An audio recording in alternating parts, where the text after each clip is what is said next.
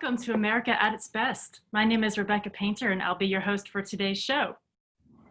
We launched this show right around the time the economy started shutting down states across our country. And we knew that there would be challenges ahead of us.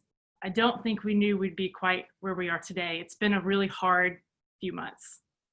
But I want to remind you guys that we started the show because we wanted you to see good things that were happening, things you can't find when you just turn on your local or national news. And these good things are happening because of you.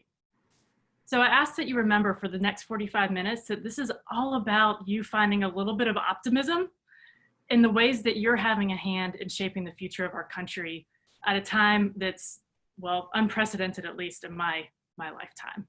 So thank you for being here today with us. Today, we'll be covering one of my favorite topics, which is the ways State Policy Network is taking power away from DC and returning it to the states. We'll be joined by Jennifer Butler, who is a senior policy advisor at State Policy Network, and our friend Jim Vokal. Jim is the CEO of the Platt Institute in Nebraska. Jennifer and Jim, welcome to the show. Hi. Great to be here. We are so glad to have you here. We will get to you guys in just a couple of minutes.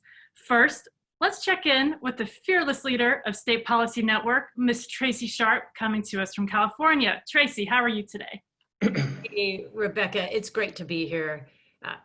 As you alluded to in your opening comments, we came into June amidst developments that continue to keep this country in a state of flux and crisis. For sure, there's a lot that we need to work on, a lot that needs to be fixed. But I want to also remind our viewers why we called this series America at its Best. It's because we believe in the problem-solving power in communities, that proximity matters, proximity to the problem, and solving those problems closer to home. We feel like this network is well situated. The leaders on this call, the leaders in this network live and work in communities. Therefore, they have a vested interest in helping them to heal, to helping them find compassionate solutions. So the topic today about making sure that state voices are heard in DC is very timely. And I look forward to hearing the ideas and just the inspiration and optimism that could come from our speakers. So Rebecca, with that, I'll turn it over to you to get things started. Okay, Tracy, thank you. Let me ask you before we go to the speakers though, because I think, well, I know you've been in this game for a little bit longer than I have. Is this something new that SPN's been working in the federal space, or has this been going on a while? Well, yes, for sure. Federalism is baked into our DNA here at SPN. And looking back through the years, I recall a decade ago, we launched a program called Federalism in Action.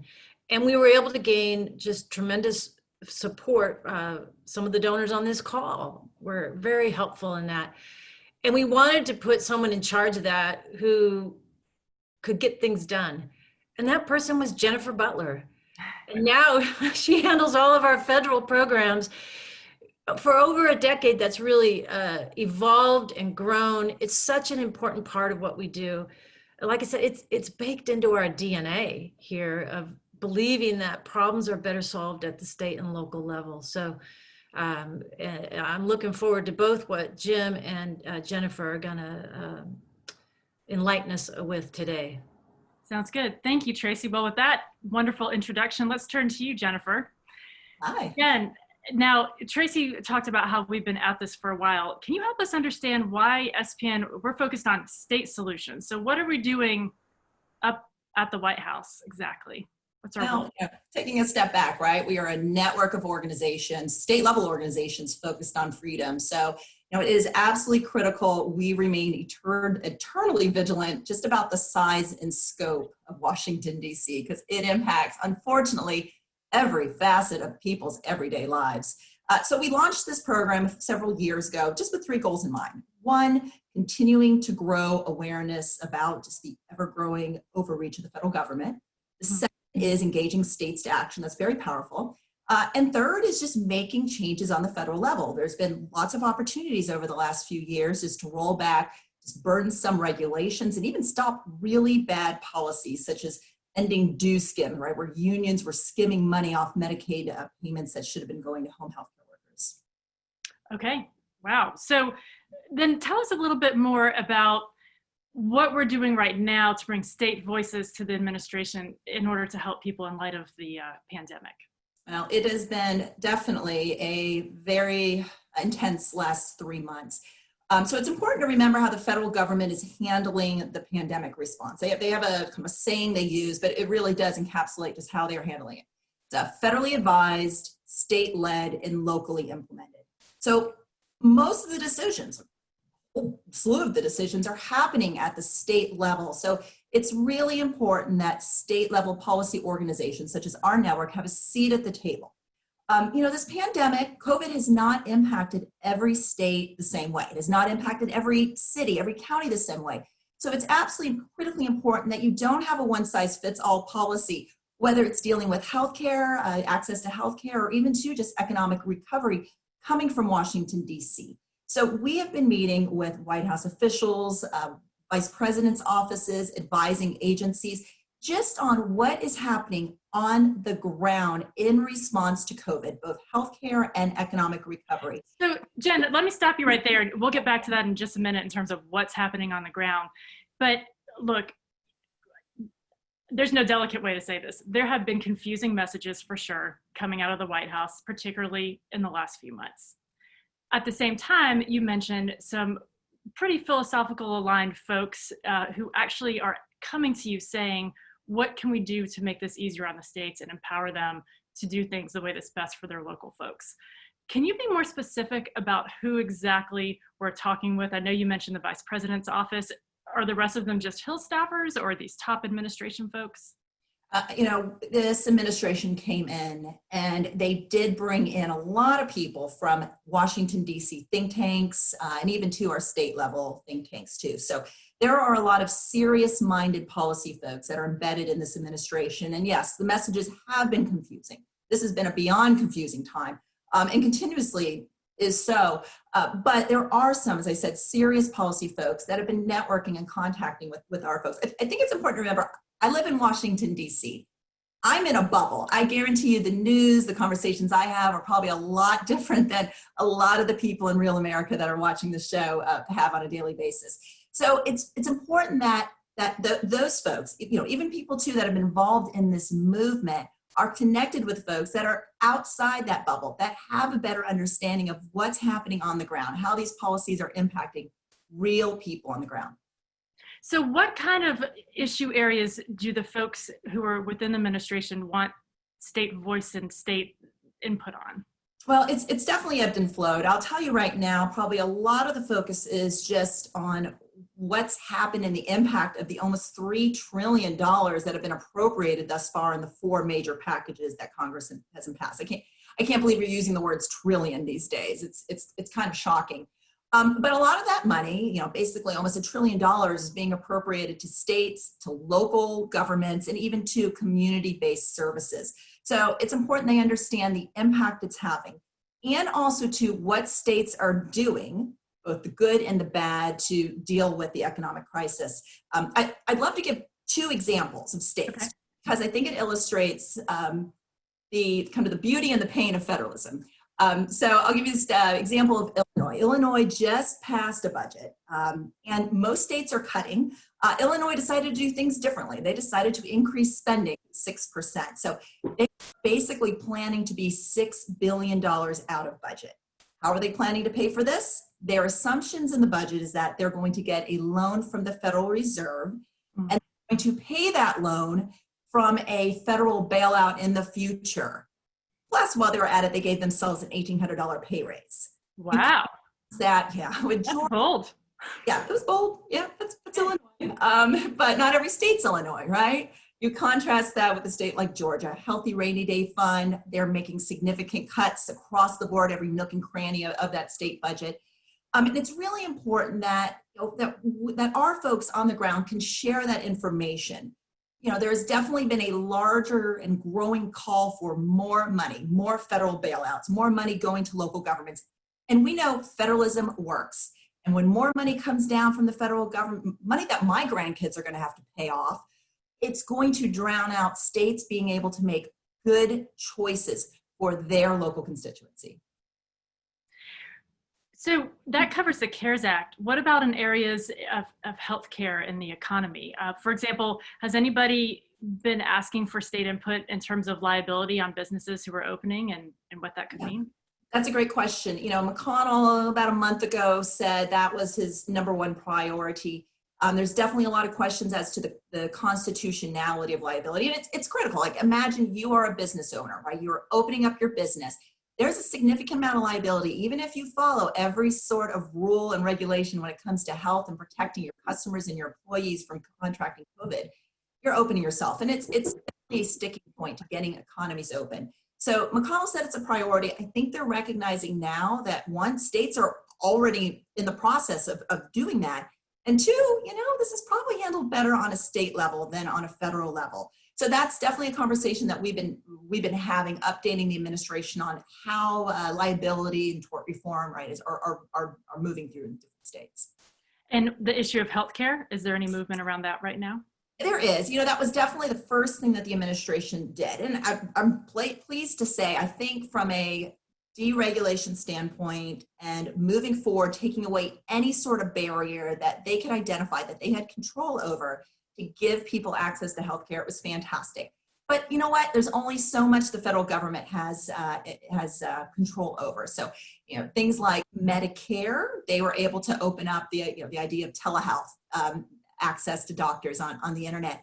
A lot of states then follow suit. A lot of our state think tanks were part of this discussion of figuring out how to handle that and open up deregulations on the state level so folks get access to care.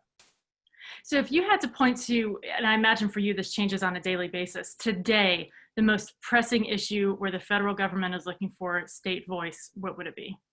I think it really is the question as to what is going to happen from additional money going to states. That's one. The second one is what sort of additional stimulus is needed in court to encourage employers to bring back employees. There's some discussion that in July there will be I think we're up to 5 now, a fifth major package dealing with encouraging employers to bring back employees and taking a look at some of the programs that have incentivized people getting back to work, like, for instance, the expanded employment insurance. And you know what, we're going to be right there, part of the conversation, getting information from our dynamic network just to show, right, and illustrate the fact that not every state handles things the same way. And so we need to be cognizant of that when we're looking at any sort of federal policy. Yeah, the thing I keep hearing you say is basically there is no one size fits all. And that's the message you want to resonate with the folks up on the field. Definitely. And I think we're countering a lot of voices that are painting states and local governments and how states should handle these sort of funds that are coming to them. And Jim's going to talk more about that in a moment, just with a broad brush. Really quick story. I was invited to brief, I'll just say who they are because I think this is a public record, on record, Larry Kudlow, who's assistant to the president for economic policy, and Kevin Hazlitt, who's also the advisor for economic policy, just with a small group of organizations that represent state governments and local governments. And the question was, what sort of additional federal stimulus is needed? Mm-hmm. The lone voice on there that was talking about, hey, you know what? We're not just going to ask for additional money. We need to step back and take a look at the fact that these economic projections aren't static. States are opening up. We're seeing economies starting to open up. States have rainy day funds that they can use. And so being able to provide this dynamic picture and serve as a warning when everybody else is saying we need more money really is only available and we can only do that with this dynamic network. Yeah, that makes sense. All right, final question before we move on to Jim. And by the way, before I ask my final question, I want to remind our viewers to use the Q&A function at the bottom of the screen at any time if you got a question for any of us, and we'll get to those towards the end of the show. All right, Jed, so you've given us a great idea of where we've been, where we are. In terms of where we're going and what's ahead, you haven't mentioned education yet. So do you see any focus on education in the future? And are there other issue areas aside from education where you expect to be hot in the coming months? Well, I'm a mom. I have a 10-year-old and a 9-year-old, and it has been a busy time. I'm not only working in this sort of work, but also dealing with my kids. So those of you out there, God bless you all over the last few months. So you've been homeschooling them yourself through COVID, I imagine?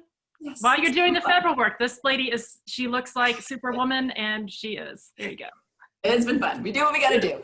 But we also have to recognize that, as we start going back to school in the fall, there really is a potential that the virus could come back.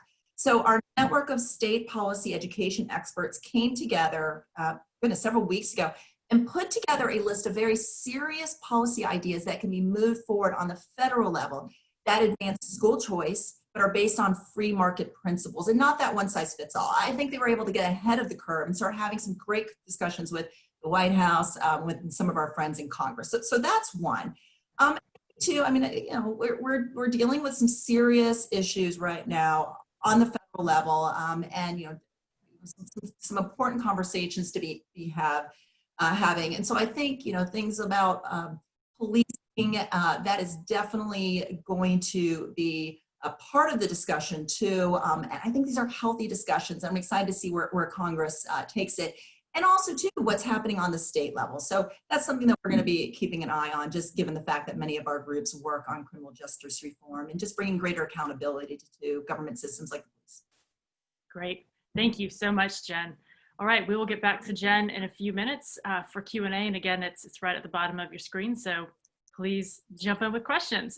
Let's turn over to Jim Vokal from Nebraska Platt Institute. Jim, thank you so much for being with us today. Before we get started, first, I just have to say kudos to you, because I started by talking, and I often talk on the show about how I can't find anything good when I turn on the actual news. But this weekend, I saw your police officers doing the Cupid Shuffle with folks in the community. And I thought, well, look, Nebraska knows how to do it the right way. I also realized that you guys have one of the lowest unemployments in the country. And I thought, well, good thing we're talking to Jim this week, because he knows something the rest of the country doesn't. So thank you for your hand in all of that.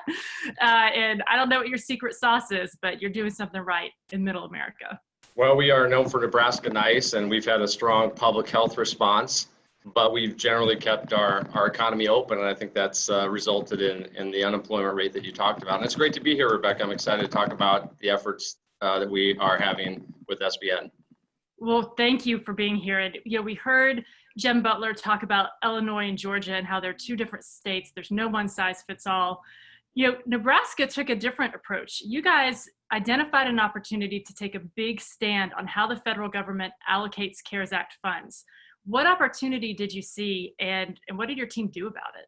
Yeah, this is a great example of state solutions making a national impact. And I'm excited to talk about how this all unraveled. It started by our policy director, who's a self-described policy fiscal budget nerd, looking at the CARES Act and how this was going to affect Nebraska, but more importantly, how it would affect states across the country. And she collaborated with her former colleague from North Carolina at the John Locke Foundation.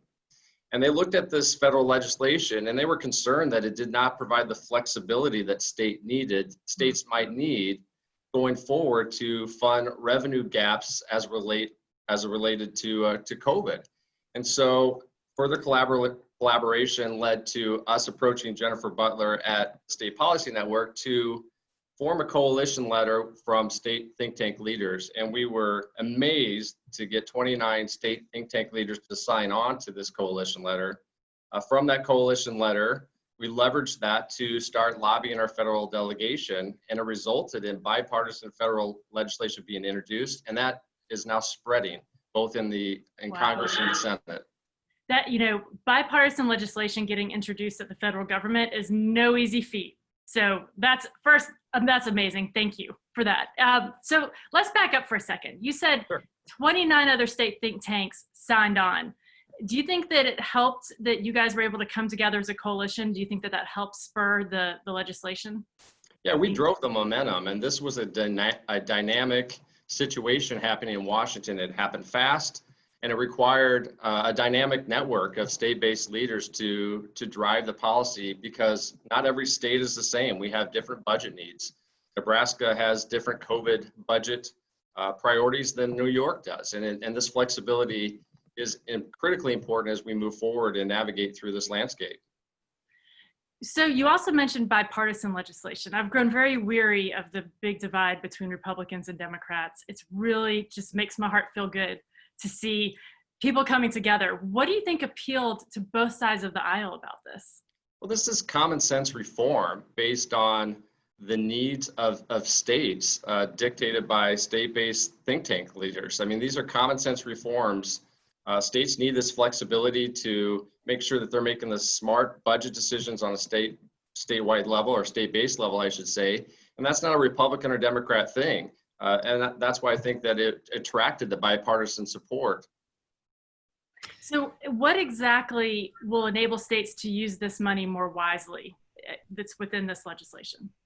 Well, currently the legislation only allows you to reimburse COVID emergency expenses. Okay. As an example, Nebraska got 1.25 billion, but we only had 83 million. I shouldn't say only 83 million in emergency expenses, but we could fund that through our strong cash reserves. What we can't fund going forward are the revenue losses as it relates to lower sales and income tax revenue that are happening across the country. And our coalition, and that's why that letter was pushed by our two organizations and signed on by 29 leaders across the country, was to give the states the flexibility to use that federal money as they see best fit. And we're mostly concerned about the revenue losses that currently couldn't be funded through the existing legislation. Yeah, and just to clarify, that money was coming to the states no matter what. So it wasn't a question of, do we want the money or not? It was simply give us the flexibility so we decide how to spend it best. Is that right? Absolutely, absolutely.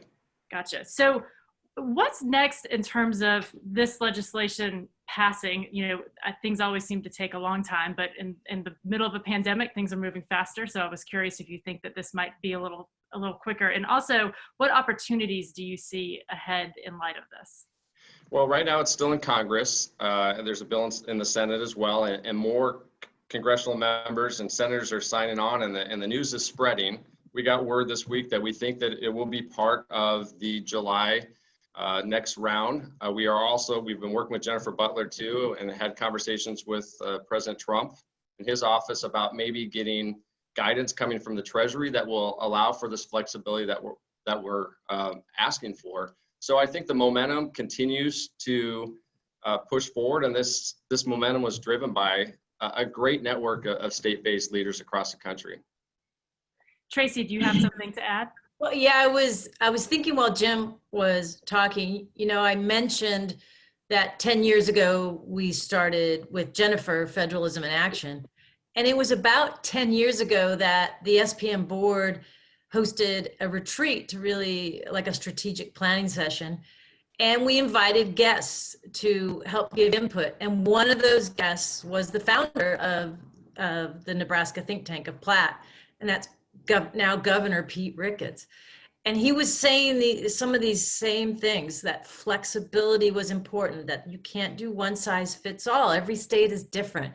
And I know the governor is not directly involved with the think tank now, but this is where think tank leaders go on to higher office or more influence, and they can really cut their teeth and get their training at the state think tank. We have amazing leaders, of which Jim is one of the 65 out there. So I was just reminiscing about that beginning, how the mantra is every state is different and one size fits all just does not work. Yeah, thanks for that, Tracy. And you often talk about leaders moving on to other areas of influence. And Jennifer mentioned the Vice President's office calling on SPN and this network to share our state voice. And Vice President Pence is also an example of someone who came out of this network once upon a time. So just wanted to mention that too. All right, well, Jim, thank you. This is a fantastic story. Now, you guys did initially start your collaboration with the John Locke Foundation. Is that correct? In North Carolina? Yeah, that's exactly right. My policy director, Sarah Curry, used to work at the John Locke Foundation, and she has a close colleague still over there. And they collaborated, and their great fiscal budget minds came together, and we approached Jennifer to form this coalition letter that just continued to build. Which started out with just a few think tanks signing on, and soon enough there were 29, and each of these respective states and their leaders were contacting their federal delegation, and that led to the momentum of the federal legislation being introduced in fact, our Congressman Don Bacon here from Omaha, was the one that spearheaded the congressional bipartisan legislation that is still waiting for approval. Well, that's awesome. I love that Nebraska and North Carolina come together to lead the way for 29 other states. So what a great story. Well, listen, let's move on to some Q&A for a little while. And there's so much work, as I understand it, going on at the federal level. I think Jen and Jim could both talk our ears off forever. So don't be shy about asking questions. I do have one question from our friend Ed Johnson, who submitted it before the show started. Ed asked how we counter steps backwards for good solutions adopted. And Ed, please put something in the chat function if I'm misunderstanding your question. But how do I say this delicately? I'm not sure of a whole lot of awesome solutions that started from the federal government. I feel like the good ones usually come more locally. So I think you might mean, in light of the pandemic and some of the great things that have happened in healthcare and the economy and even education so far, how are we going to make sure that they stay permanent? So I'd like to direct that over to you, Jim, if you're willing. Yeah, we certainly can't turn back time as it relates to how individual states handled closing or not closing, but what we can look to the future are the policies, the free market policies that are going to help states rise from this terrible situation as fast as we can. And I look at not raising taxes, eliminating barriers like job licensing requirements and state regulations that make it harder for entrepreneurs and businesses and farmers to get back to work and get the economy going. That makes sense. Tracy, Jen, do you guys have anything to add to that? I think it's pretty powerful when you give people a little taste of additional freedom, even too, just the freedom, as I mentioned, just telehealth visits. And they don't want to give that back. So making sure we collect those stories about just how some of these changes, some of these deregulations impacts people's lives. So when we're on the other side of this, we can keep those wins. Yeah, exactly. I think working to make some of these temporary deregulations, especially in healthcare, making those permanent is what a lot of these our state groups are working at diligently right now. Yeah, I agree. One of my colleagues recently said she gave her 2-year-old ice cream for the first time. And before that, she was giving her cottage cheese and pretending like it was ice cream. And once her 2-year-old had a taste of that ice cream, she's never going back to cottage cheese. And she compared that to folks who now get to use telemedicine and no longer have surprise billing and have enough beds in a hospital because certificate of need laws were gone. And so I think, Ed, to answer your question quite simply, we want to make sure everybody has that desire and demand for more ice cream. And that's what we're working to do. Any other questions that you guys want to ask each other, or anything else you want to add before we wrap up today? I know I was wondering what the future might hold. This is like so difficult to predict when the country is in such flux. Maybe what can we look forward to, or what we're hoping for in the next few months and maybe next year, that developments that we hope can come out of the states? For either of our speakers, if there's something your eyes are looking forward to move forward. Yeah, I'll take a stab at that first, Tracy. I mean, we've been pushing, as an example, reciprocity on job licensing in Nebraska. We had passed comprehensive job licensing reform, but we hadn't ticked that one off of our bucket list yet. And I think that, as an example, we worked with Governor Ricketts on executive order to eliminate that reciprocity, or the requirement that you are based in Nebraska to be in healthcare. And we have to take a look. This should be an opportunity for our network as a state network to look at some of these on a more permanent basis. And I think reciprocity is a great example that we're going to need to get human capital and people working as fast as we can. And this is an example of something that's been on our policy priority list for quite some time. I think now, because of the landscape and because of the crisis, the policymakers in Nebraska, as an example, are going to finally take this a little bit more seriously and prioritize it. And Rebecca asked me earlier about education. I actually think there's going to be some interesting things to come out of how parents view sending their kids to school. We're hoping that this will open up the doors for other additional education models, that parents will have additional choice on the local level. And also too, something our movement's been talking about as we've been talking to federal leaders, that any federal program that deals with education is temporary. Education is a local issue and needs to stay locally. So I'm excited to see what happens down the line, just reimagining education so all kids have access to a good quality education. Great. Thank you. Okay. Any final questions before we wrap up the show? Tracy, do you have any final thoughts you'd like to share? Well, Putting you on the I spot. appreciated what I think it was Jim was alluding to, it's opportunities, right? Not letting the crisis, not missing, don't let a crisis go to waste. There is opportunities for this network to be that force for good, to bring healing to communities. And we work on a lot of issues that don't necessarily, don't always sound exciting, like reciprocity of licensing and making these temporary deregulations permanent. But these deeply impact lives. With these healthcare access deregulations at the front part of COVID, it helped save lives. Getting people back to work is essential to their value as their human dignity and feeling like they can contribute and govern themselves. So hats off to our leaders that are out there day after day trying to make this happen. The work that Jim's done in Nebraska and the network effects that he tapped into by getting 29 other state think tank leaders to sign on to this.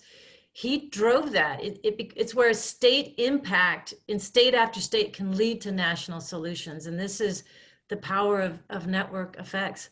I'll add too, Jennifer was modest about the level of work she's done. Over the last 3 years, SPN, thanks to her leadership, has facilitated over 100 meetings at the White House and with congressional leaders to make sure that the state voice, that state policy is heard and paid attention to and integrated into the plans at the federal level. And above all, trying to get most of that devolved back to the states. So she's done yeoman's work. She's all chipper and smiley, but there's definitely days when it's a ragged job. And I know that Jim can concur that this network works really hard to stay optimistic. We work really hard to heal in our communities.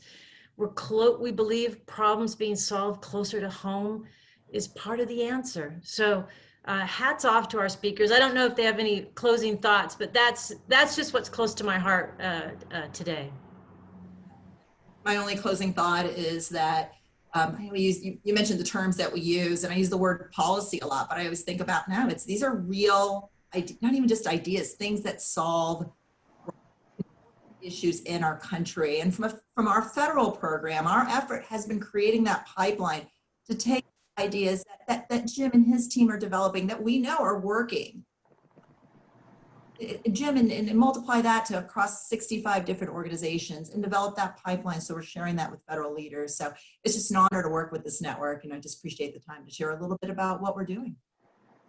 Yeah, and I will just say in closing that, so many people are frustrated with the national landscape of politics and the intensity that's going on right now. And look what we just did through a state-based network. We influence bipartisan legislation in both Congress and in the Senate. And we don't see that working necessarily anymore in Washington. And it was driven by state-based leaders, 29 state leaders across the network and across the country. That's just an amazing result that I'm proud to be a part of, not only that coalition, but this great network of state policy network. Thank you. Thank you guys for this great information and the great stories you've shared today. And thank you to all of you who are tuning in, who've been supporting this network for a number of years. You guys are the reason why this network was ready when the pandemic hit. And we're ready now that the economy needs some good ideas, and it doesn't end there. We all know there are no end of pressing, difficult issues, and we are here and we'll be talking more about those in the weeks ahead. So as I mentioned 2 weeks ago, we are taking the show to every other week now that restrictions are loosening and you guys probably have less time on your hands to watch Zoom calls.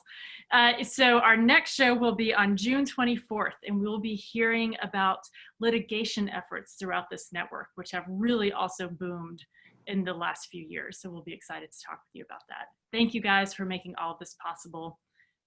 Please let us know what you need from us. We're here for you, and we will just keep on keeping on. Everybody have a great day. Bye. Thank you. Everyone, take care.